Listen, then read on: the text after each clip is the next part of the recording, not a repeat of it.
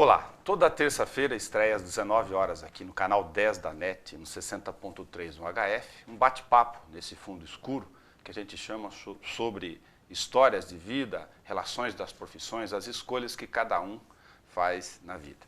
Hoje a gente conversou, ou convidou, um biólogo. A gente não conversou ainda, nem começou o papo, é lógico. O Gerson Rodrigues do Nascimento está aqui conosco. Como a gente faz ao vivo, inclusive com esses erros, para poder ficar mais autêntico possível, Gerson, vou te fazer, agradecendo a sua presença aqui, já uma pergunta de cara do início do programa. Todos temos sobrenomes que não foram registrados no nome. Qual é o seu? O meu sobrenome foi registrado, né, que é Gerson Rodrigues do Nascimento, mas eu não sei o porquê que eu não gosto muito do Nascimento. Então, na minha vida toda, eu coloco sempre o Gerson Rodrigues. E o sobrenome da tua mãe, que não está aqui? Eu não sei o porquê aconteceu, né? Meu pai, quando foi registrar a gente, registrou só com o sobrenome dele. Era muito comum. Muito comum, não sei se é... São descendentes do que? Entendi a sua árvore genealógica meu aqui. Meu pai é baiano, minha mãe é filha de português. O meu avô era neto ou bisneto de português, mas esse sobrenome Rodrigues vem do meu pai e talvez eu ache também que seria de origem portuguesa. Um carioca misturado com um pouco de português. Está dentro da descendência, porque o Portugal, o Anal desceu aqui em Santa Cruz do Cabrália, né? Eles brigam até hoje com Porto Seguro. Com Porto Seguro. Na Bahia, portanto, da origem do nosso país. Você viveu em Bento Ribeiro. Como é Bento Ribeiro, para quem não conhece? Bento Ribeiro é uma cidade do subúrbio, um bairro do subúrbio do Rio de Janeiro. A gente chama de subúrbio toda a região onde é cortada pela a linha férrea de trem, né? Dos trens. Fica perto de Deodoro, de Marechal Hermes e de Madureira. É um bairro tradicional, né? Do Rio de Janeiro. E tem muito campinho de futebol? Bastante campo de futebol, é um celeiro de craques aí. Nós temos um grande craque que foi chamado Fenômeno, né? O Ronaldo. Ronaldo é nascido e criado no Rio de Janeiro. Você estava brincando da infância que ele era pé duro? O cara nós estudamos uma escola chamada Santa Mônica. Então tinha um coordenador que faleceu há pouco tempo, o Teixeira, que ele organizava uns futebol de salão. E a gente sempre brincava. Eu não cheguei a jogar bola com o Ronaldo, porque ele é pouco mais novo do que eu, não digo muito. Mas o que dizem lá é que na época do futebol de salão, ele era ruim de bola. E tanto é que ele jogava no gol. É o que dizem lá. Qual a sua memória da infância? A memória afetiva, aquela que lhe vem na cabeça lá de Bento Ribeiro? Em Madureira, no bairro de Madureira, todos os domingos, a família inteira reunida. Meu avô tinha 13 filhos. Reunia a família inteira e o meu avô fazia um cozido com batatas inteiras, pedaços de carnes inteiros, couve, a folha de couve inteira. Panelão. Um panelão. E meu avô, devido a essa descendência portuguesa, né, reunia a família inteira, tomando um vinho, um bom vinho. Você acabou andando, naturalmente, ainda menino com o pai, em função da profissão dele e passou por uma série de lugares. Sim, meu pai era militar do Exército, né? Hoje já está na reserva. Então, por causa disso, das transferências, nós fomos morar em vários locais. Brasília, Salvador, em vários locais. Tanto é que o meu irmão mais novo nasceu em Brasília. Você já está em Bauru há alguns anos, mas a gente vai chegar lá. Mas vamos falar da imagem da questão do Rio de Janeiro. Justifica esse receio, inclusive, que nós aqui, caipiras do interior, temos? É tudo isso o medão de lá? Tem um pouco de caricatura nisso? A imprensa, ela vende muito essa imagem da violência, né? A violência hoje está em todo local, só que o Rio de Janeiro pela devida geografia, eu não sei, ele é tomado por muitas favelas, e as favelas são de difícil acesso, sim, onde o tráfico imperou e impera em qualquer local hoje. Eu diria que muitas coisas que passam na televisão são de formas negativas. Deveriam passar mais coisas boas do Rio de Janeiro. Nós fomos a segunda capital do Brasil, né? Aí sofremos essa influência portuguesa, daí o nosso sotaque de falar morcego, tomate, essas coisas.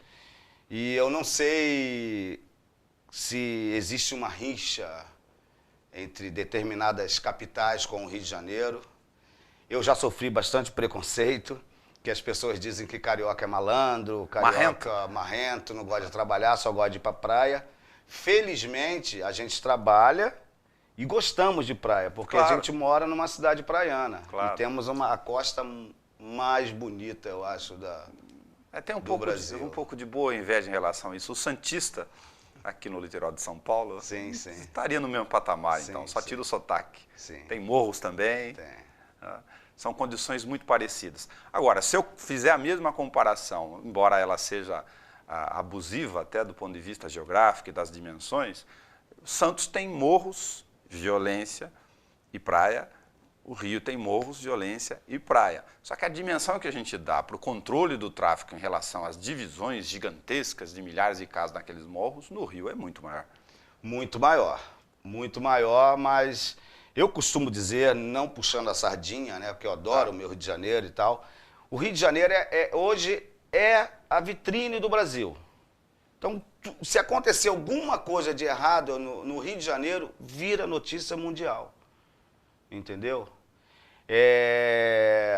Os outros erros são iguais. A gente inventa o Maluf aqui, vocês inventam o garotinho lá e assim por diante. Sim, sim. Já tivemos o Brizola, já tivemos... Aqui tivemos o Covas, algumas caricaturas do ponto de vista político também. Por que biologia? Eu nasci amando os animais. Desde cachorro, vários animais. Mas eu sempre tive paixão por animais selvagens. Minha literatura toda foi em cima de animais selvagens. Quando criança, hoje... eu falo que eu sofria bullying, na nossa época não era isso. As pessoas me achavam maluco, porque eu só falava nomenclatura científica de bicho, só falava sobre animais. Tive animais exóticos com 11 anos de idade de estimação. Tive jacarés, cobras, tartarugas. E as pessoas achavam que eu era meio louco. Tá. E a primeira profissão que eu queria ser era médico veterinário. Por quê? Porque a biologia, a profissão bióloga é muito mais recente do que a profissão de médico veterinário. Sim. E até hoje eu sofro isso. Quando as pessoas me perguntam o que eu faço, onde eu trabalho, eles perguntam logo se eu sou veterinário.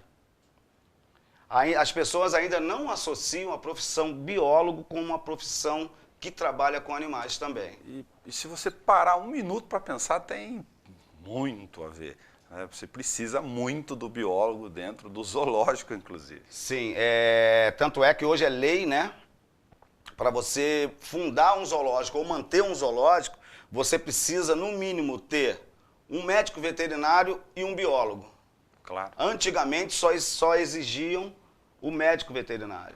Então, para ajudar os jovens, inclusive a sociedade, a compreender um pouco mais esse horizonte. Eu tenho uma irmã bióloga, ela é pesquisadora do Instituto Adolfo Lutz em São Paulo. Fica lá nas salas fazendo o exame com os microscópios.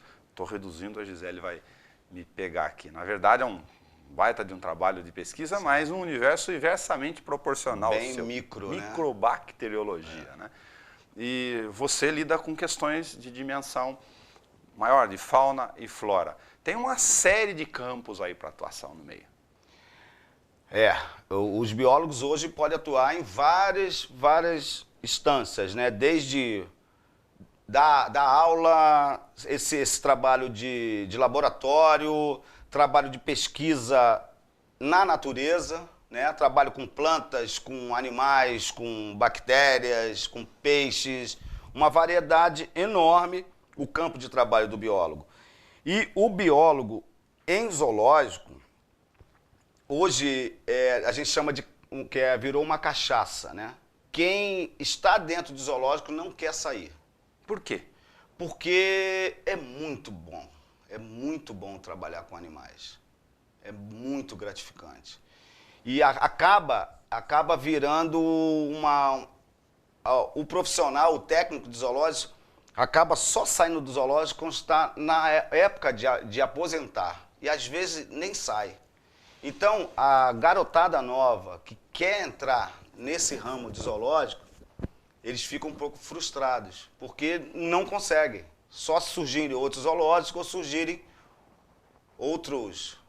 outras necessidades, né? Então, em zoológico, hoje o biólogo, que é o meu caso, eu atuo na área de manejo animal, e nós temos um biólogo que trabalha com a educação ambiental. Do manejo de tudo? Qualquer bicho? De qualquer animal. O manejo, a gente costuma dizer que engloba tudo que você faz com o animal, desde alimentação, transporte desse animal, contenção, ornamentação de recinto, tudo isso chama-se manejo. Tudo que você faz com o animal em cativeiro. Você gosta, em especial, enfim, ama no teu trabalho a relação com répteis.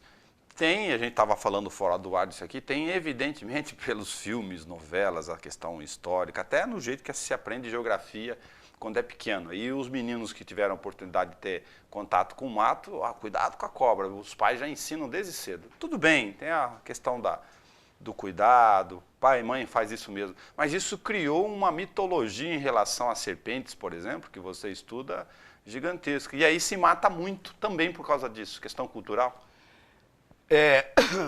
Desculpa. Desde que nascemos, nós aprendemos a ter medo, repúdio de determinados animais. Aranhas, escorpiões, morcegos e serpentes. As serpentes vêm sendo defamadas desde a época da Bíblia, né? Da criação do mundo, a questão de Adão e Eva, essas histórias. E criou-se um estigma muito grande a respeito desses animais. Então as pessoas, por falta de conhecimento, têm medo, nojo e vários outros sentimentos negativos a respeito desses animais. Então quando essa pessoa, que por falta de conhecimento tem um encontro ocasional com um animal desse, a primeira coisa que vem na cabeça é matar esse animal. Sem saber que esse animal tem uma utilidade, como todos os animais, uma utilidade muito grande. A maioria das serpentes se alimentam de mamíferos e tem preferências por roedores.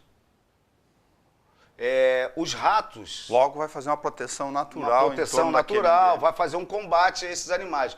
Os ratos, eles se reproduzem de 21 em 21 dias. Quando a fêmea, ela pare os filhotes, geralmente de 6 a 12 filhotes, automaticamente ela entra no cio. Então o macho já vai e já copula de novo.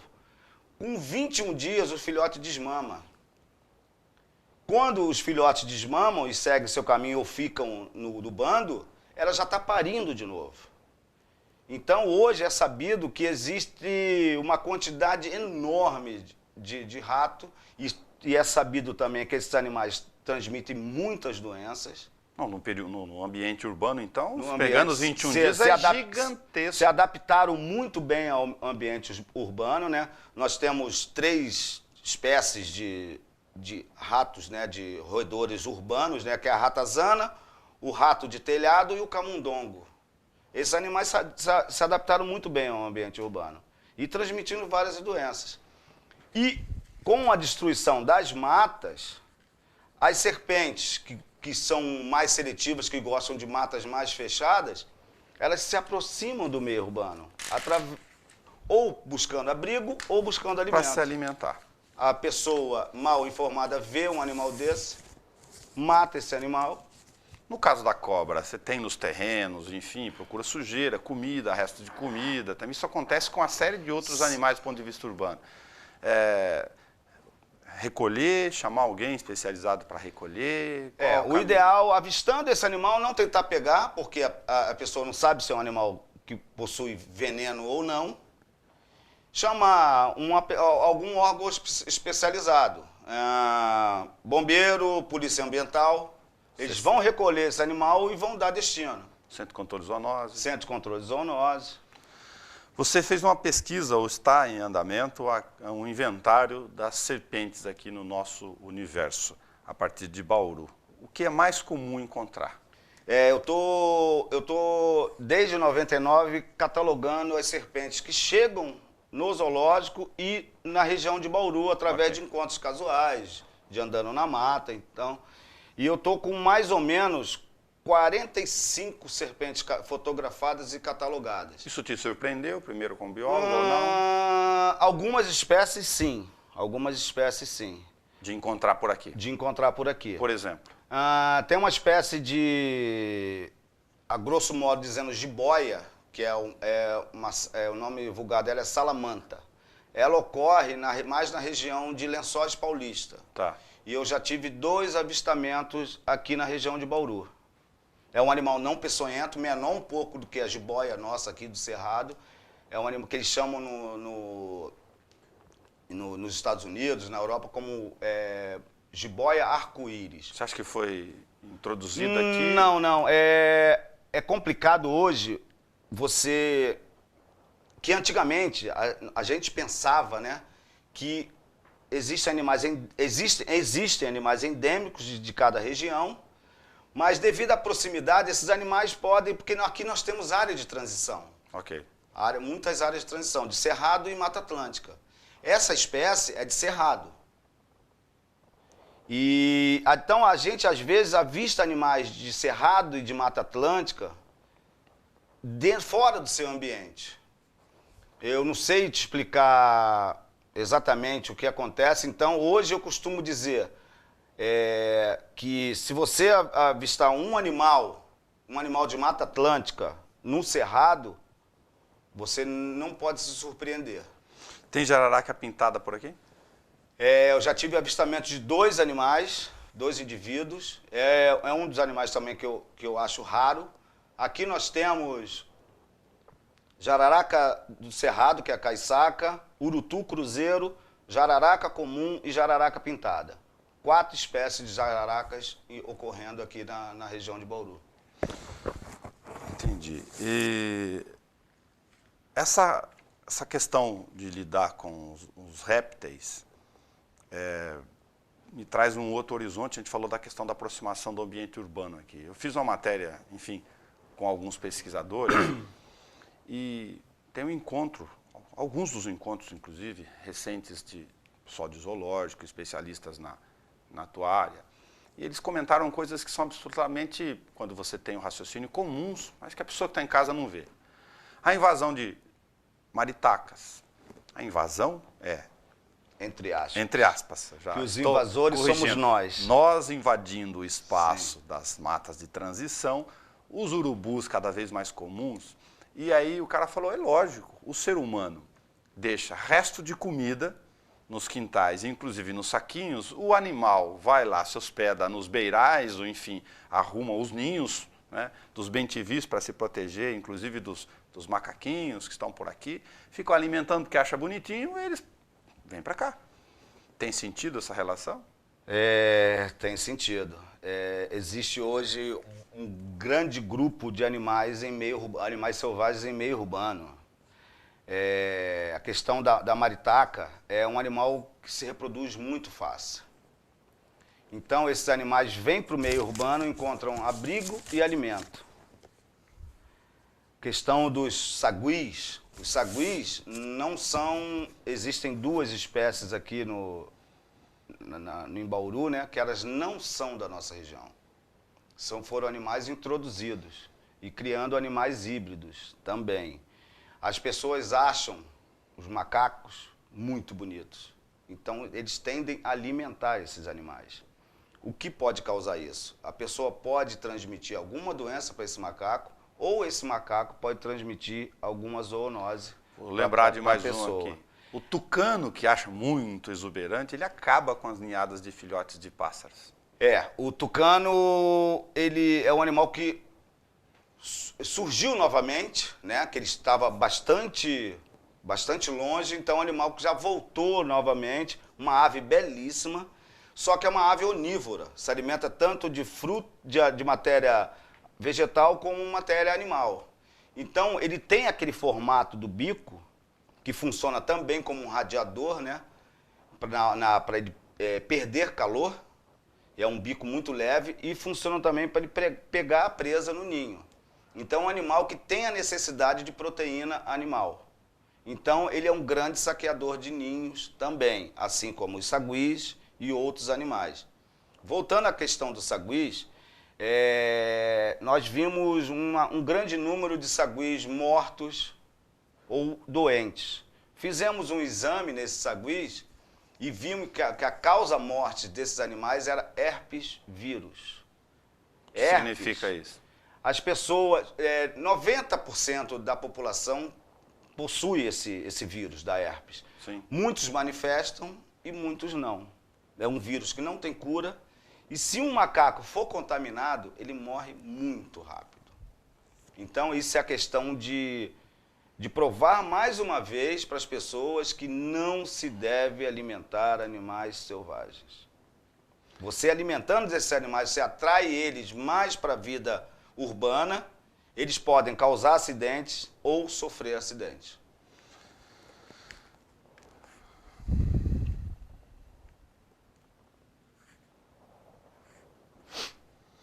Os fragmentos de mata aqui na cidade, alguns ou boa parte catalogados, envolvem uma discussão antiga sobre áreas de proteção ambiental ao nosso redor. Como você bem sabe, nós temos 2/3 do nosso território urbano relacionados a áreas de proteção ambiental e alguns com mata fechada, na divisa com Reginópolis, por exemplo. A própria região do Jardim Botânico, para as pessoas terem ideia da dimensão na cabeça, só a floresta urbana aqui, que fala-se tanto de proteger, na Edmundo Coube, ali perto do Hospital Estadual, tem 600 mil metros quadrados, é o mesmo tamanho do aeroclube interno local da cidade aqui, mais o Jardim Botânico. Estão resolvidas essas questões de formar corredores ecológicos, de proteger essas matas? Existem projetos que para ligar essas matas formando corredores. A mata, existe a mata do Jardim Botânico, que chega no Lauro Souza Lima, Vale do Igapó, aí chegando mais para trás, indo para Agudos, ali numa fábrica de madeira. Forma um corredor. Formando um corredor. Existem projetos para isso. Existe também a lei do cerrado, que não se pode desmatar o cerrado. Sim. Mas não é isso que eu tenho visto. Tem área devastada. Tem bastante área devastada, continuam devastando, eu continuo denunciando. Não sei se não tem contingente de órgãos fiscalizadores, mas continuam devastando essas áreas. E nos outros casos, como a APA do Rio Batalha, por exemplo, que a gente fica muito preocupado por causa do abastecimento, o homem se mexe a hora que está afetando a vida dele, né? De água, de abastecimento, de consumo de água de superfície, e falta o plano de manejo para definir o que tem lá, fazer o tal do inventário que você tanto fala dos animais aqui, né? É tão necessário quanto? Muito necessário, muito necessário. Para você proteger um local, você precisa conhecer esse local. Se eu não me engano, já foi feito um inventário prévio, já foi feito, mas precisa de mais acompanhamento para você ter um diagnóstico. Eu diria que quantitativo, né, dos animais que ocorrem aqui nessa região. Às vezes a gente tem várias surpresas de animais que a gente não sabia que existia e de repente você visualiza um animal desse. Nessas relações, estão falando da relação homem-animais o tempo todo, não tem jeito. Um outro programa que eu sei que você conhece também, e tem um dado por celular chamado SOS Urubu, enfim. As estradas começaram, tardiamente ou não, a terem as suas construções modificadas, por exemplo, aqueles obstáculos de corredores para as pistas que são duplicadas, e aqui temos muitas delas, porque elas eram armadilhas para os bichos. E se morre muito em função disso. A questão de atropelamentos, antigamente não sei, não quero botar culpa nas concessões, mas eram muito camufladas. A maioria dos animais, se não todos, eles seguem sempre a mesma trilha. Eles deixam sua trilha de cheiro, digamos, os mamíferos passam por ali, deixam sua trilha de cheiro, um outro mamífero que caça esse mamífero segue essa trilha de cheiro, um réptil que caça esse pequeno mamífero segue essa trilha de cheiro, deixando essa trilha de cheiro. Então, não é difícil você fazer um estudo prévio através desses locais onde ocorre a maioria dos atropelamentos e serem feitas passagens de fauna. Já é sabido que as passagens de fauna funcionam muito bem. Só que essas concessionárias já tiveram a liberação, né, a LO, a liberação de operação. Então, nós temos que provar a eles, com a opinião pública também, e mostrando essas estatísticas, que sai mais barato para eles fazerem essa passagem de fauna do que eles ficarem sendo criticados o tempo inteiro pela mídia, porque as estradas hoje, eu vou te falar que elas estão matando tanto quanto o desmatamento e a caça ilegal. É muito comum para quem tem essa relação. Tem o SOS Urubu, a gente já fez matéria sobre ele, que você pode, se você identificar um animal na estrada, aí ajuda muito a catalogar a dimensão disso. Fotografa, entra no Google, procura SOS Urubu, é simples, e manda o material. Manda lá. Foto com a localização, não precisa nem saber que bicho que é, que eles vão... Eles catalogam e isso está virando um instrumento para demonstrar a dimensão disso. Dimensão, e isso vai ser mapeado onde estão ocorrendo esses para serem feitos as questões mitigadoras, né? Que é a questão de passagem de fauna, tanto subterrânea como aérea, para animais arborícolas. Numa outra ponta, uma visão, e essa mais distante das pessoas, porque estrada ainda se trafega bastante, é a questão dos alagamentos em usinas hidrelétricas. Você trabalhou com isso? Trabalhei durante bastante tempo e eu te falo com certeza que é o maior crime ecológico feito hoje no Brasil. Por quê? Você desvia ou fecha o curso do rio, a parte ajusante, né, que é a parte de baixo, o rio seca num determinado perímetro. Então, o curso é desviado, aquela fauna e aquela flora que existia naquele já morre. Com o alagamento vai sendo contínuo, vão se formando ilhas, ou o alagamento vai causando um efeito de borda. O resgate de fauna, quando eu trabalhei nessas usinas hidrelétricas, nos resgates, eu pensei que eu estava salvando animais.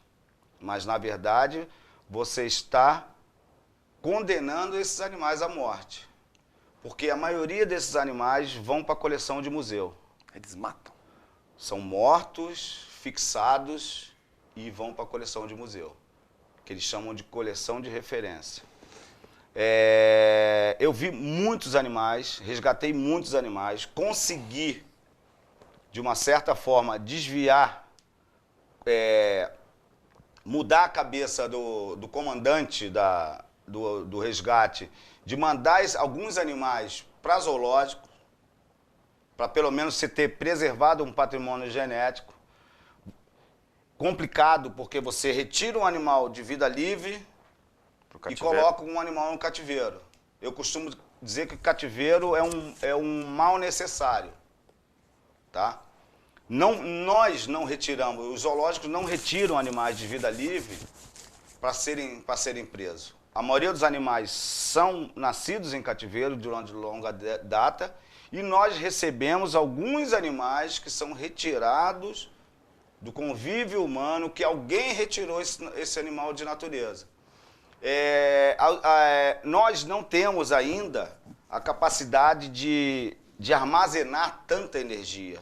Então, a energia que é consumida, ela tem que ser fabricada.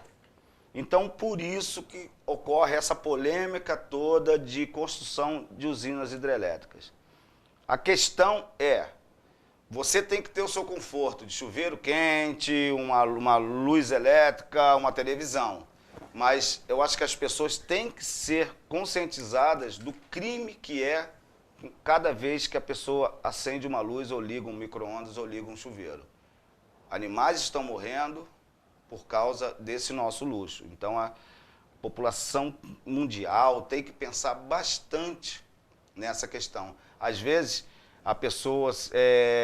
eu não sou um eco-chato, né? Mas existem pessoas, nada contra, veganas, pessoas vegetarianas, pessoas críticas demais, mas elas não abrem mão do conforto delas com a questão da energia elétrica e às vezes nem sabem o que acontece até a energia elétrica chegar na sua casa. Uma boa reflexão, com todo respeito, para os engajados em questões animais aqui, inclusive urbanas, gatos, cachorros em geral, para pensar lá na climatização interna de casa, se gosta mesmo de animais tanto. Eu costumo dizer isso e algumas pessoas ficam muito bravas comigo. Paciência, mas ficar bravo ou não faz parte da vida, de discutir as questões. Eu sou muito criticado por gostar de zoológico, por trabalhar em zoológico. Existem pessoas que não conhecem o trabalho que um zoológico faz e criticam, porque vão lá e veem um animal preso. Mas essas pessoas têm que procurar entender primeiro antes de criticar, compreender e saber o que estão falando.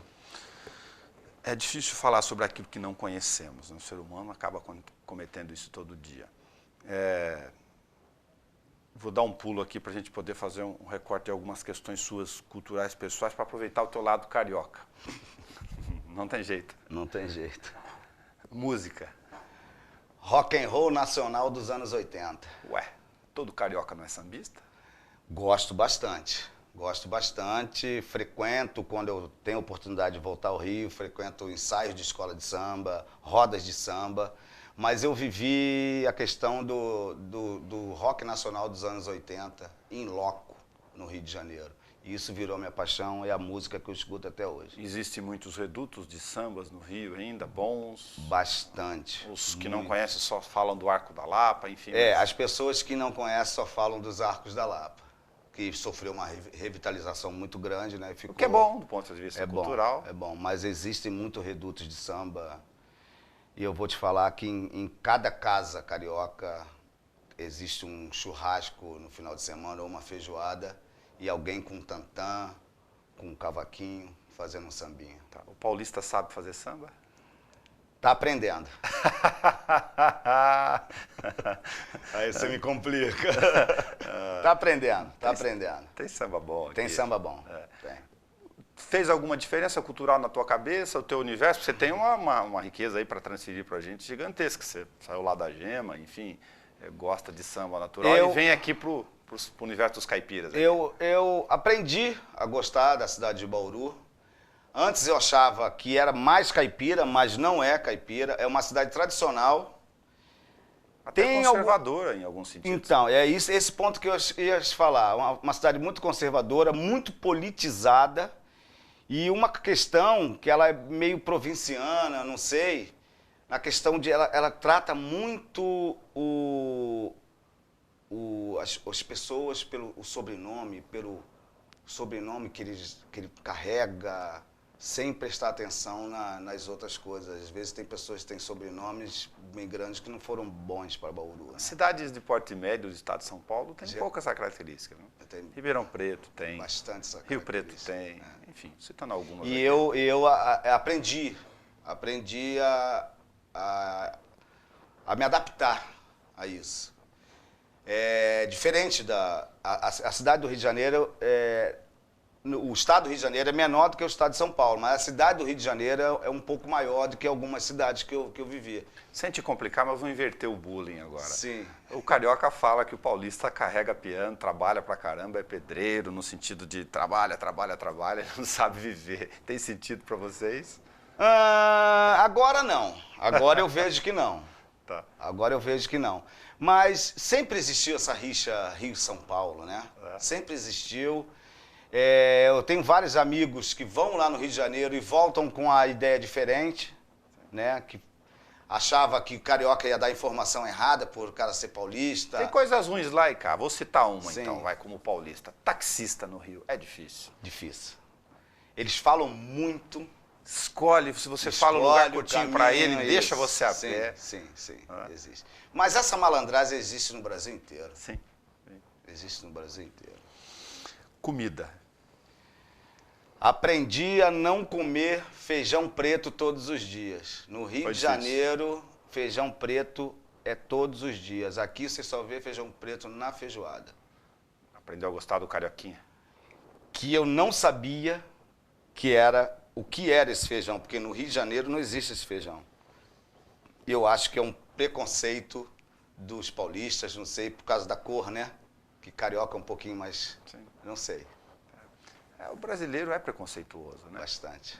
Bastante. Aí Bastante. fica você pegando essas coisas do dia a dia, perde tempo com um monte de coisa que não precisa. Coisas que não precisa. Você falou de conceito de morar, as pessoas que conhecem a tua casa comentam, ó, dá uma olhada lá na casa do Gerson, só ele tem a água, meio palafita, meio árvore misturado. Aliás, você tem uma série de amigos que é natural que da sua convivência, do seu modo de vida, a visão sua sobre o mundo, acabe trazendo afinidades entre os iguais, os similares, os parecidos. É o teu jeito. Se eu não morasse no local que eu moro hoje, na casa que eu moro hoje, fora, um pouco mais afastado do ambiente da cidade... Embora na cidade, já alcançando, embora sei na lá. cidade, posso te afirmar com certeza que eu não estaria mais morando em Bauru.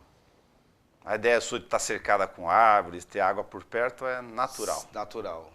Bastante natural. E isso engloba o círculo de amigos que eu tenho, a questão de Aproveitar a luz do sol, tem outros conceitos outros embutidos. conceitos e acordar com passarinho cantando, com animais. O que você faria se você não vivesse com os bichos? Boa pergunta. Eu passei um ano da minha vida, depois que eu saí de Serra da Mesa, que eu saí da usina direto de Serra da Mesa e voltei para o Rio de Janeiro. Explica onde é Serra da Mesa, só para quem Serra não da conhece. Mesa fica no estado de Goiás. Foi a usina hidrelétrica no Rio Tocantins. E eu fiquei um ano no Rio de Janeiro sem trabalhar com animais. E eu achava que depressão era coisa que não existia. Aí surgiu o concurso público para o Zoológico de Bauru, para a Prefeitura Municipal de Bauru. Eu cheguei aqui 15 dias antes da prova, fiquei aqui internado, literalmente. Não conhecia ninguém, não sabia de ninguém, fiquei no antigo Hotel Central. Se eu não me engano, ele pegou fogo, né? Numa época que era muito frio.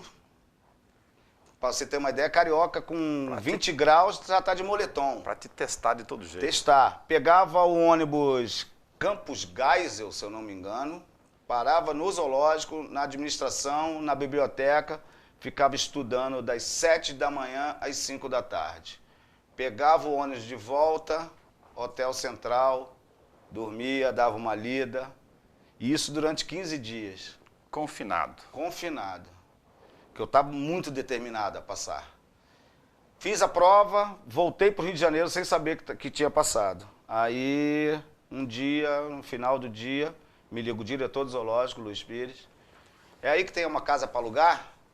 Aí eu, como assim? Então, o que está acontecendo? Então arruma tuas coisas que você passou no concurso e vem trabalhar no zoológico de Bauru. Aí eu já fiquei louco, já fiz um churrasco, arrumei tudo. Cheguei aqui sem pai nem mãe, conhecer ninguém, minha vida... Durante um ano e pouco, era zoológico, casa, aí comecei a conhecer algumas pessoas de universidades, Unesp, da USC.